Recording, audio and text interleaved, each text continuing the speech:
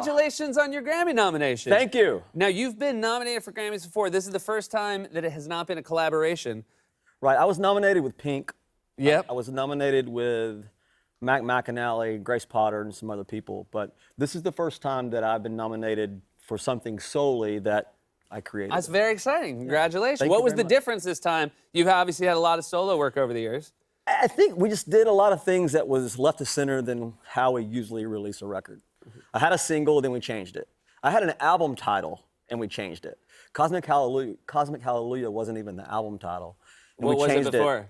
I can't even remember. That means you made the right Yeah. choice. So we did a lot of interesting things. I made a video for a song that we knew that wasn't going to be a single. Which song called was Rich that? and Miserable. Rich and Miserable. And my friend John McGinley, who's a wonderful actor. Wonderful he's a actor. friend of mine. Scrubs and Scrubs. Platoon. And he played this college professor at Columbia University here in New York and just did a brilliant job. And it was, you know, sometimes record labels don't like it when you go and make a video on a song that's really expensive when they know it's not going to be a single Yep. on the radio. So, but we did it anyway. And I think that it was things like that that really allowed us to dig a little deeper than you normally do on a record when you just traditionally release and the singles and do the marketing plan.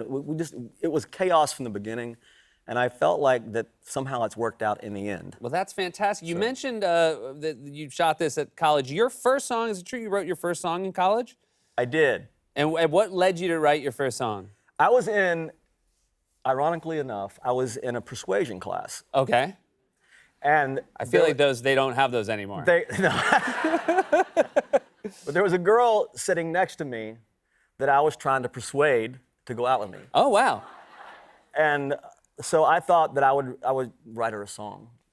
Very persuasive. And so I stayed up in my apartment off campus, and I tried to write this girl a song. And it was, some of you may know what a cassette is. You probably still remember I what a do, cassette yeah. is.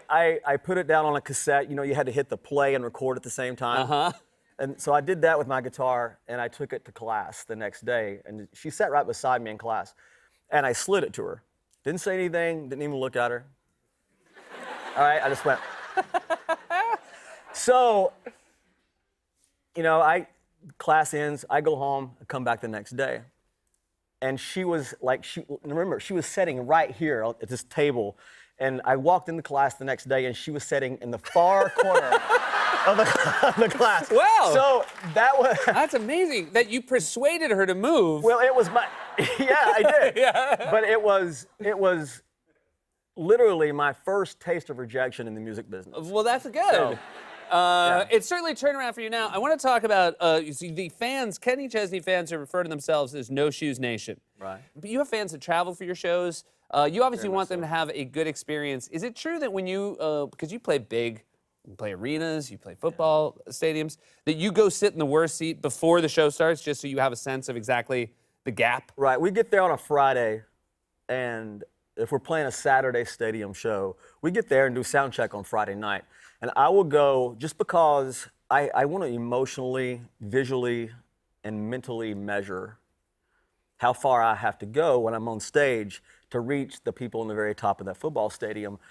And unless I go up there and sit and absorb it all, I don't really know. Now, I know what it looks like from the stage up there, but I have to visually see what it looks like from up there down here.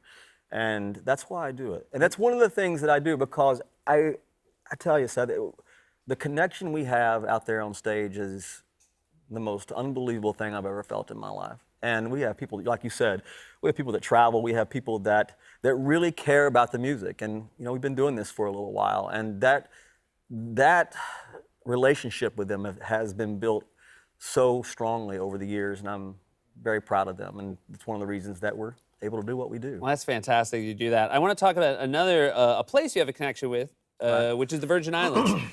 You had a house in St. John's. I did. And after the hurricane, you were one of the first planes to go down there to help out. You started a charitable organization. Can you tell us a little bit about I started a foundation called Love for Love City. And Love City is the nickname of St. John.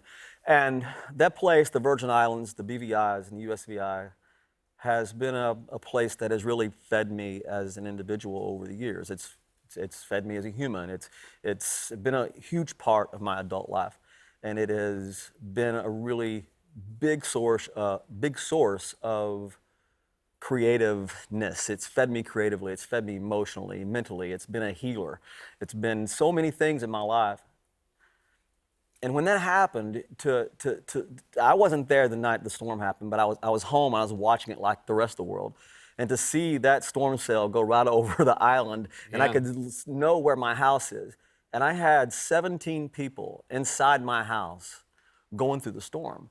And that was the most anxiety I'd ever felt in my life. It really was. And I knew then that I was going to do something to help the island, to help the people.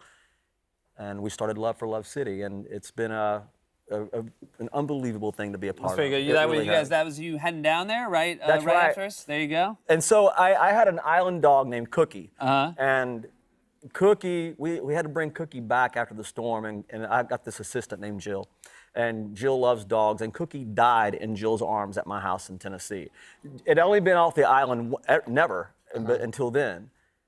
And that's why you see what you see there. That's when I decided that we were not only going to try to help the people on the island, we were going to help the dogs and the animals because they were as displaced as anyone else. And so that's That's fantastic. That's really great that you did that.